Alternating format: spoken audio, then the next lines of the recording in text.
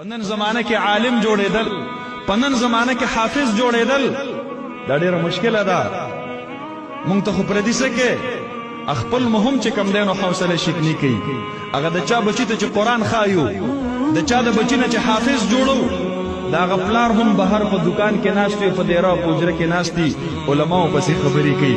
په فیسبوک باندې د عالم سر رواخلي او د سپي د تنې سره ملګري کی، او چې د چا بچي ته زه قرآن ښیمه د هغه پلار ماته لیکي وایي دا علمای سوء دي. نو زه خو ستا بچي ته قرآن ښیمه، ما خو ستا کور ته د قرآن نور در دننه کړلو، ما خو ستا لوڼو ته هم قرآن وښودلو، د بناتو مدرسې مې قایمې کړي دي، ما ستا زامنو ته قرآن وښودلو، د بنینو مدرسې مې قایمې کړي دي. ما ته وښیه ما د کوم سړي زوی د خپل مخې نه پاسولی دی چې ستا په کور پلانکۍ جنډه ده زه تا ته قرآن نه ښیمه، ستا پلار په ما پسې خبرې کوي زه تا ته قرآن نه ښیمه. د دې محلې هر کور ته او هر ور ته الله قرآن نصیب کړی دی د دې علماو په برکت سره، بلا امتیاز، بغیر د تفریق او بغیر د فرق نه. دې علماو له خو الله دومره لوی سینې ورکړي دي.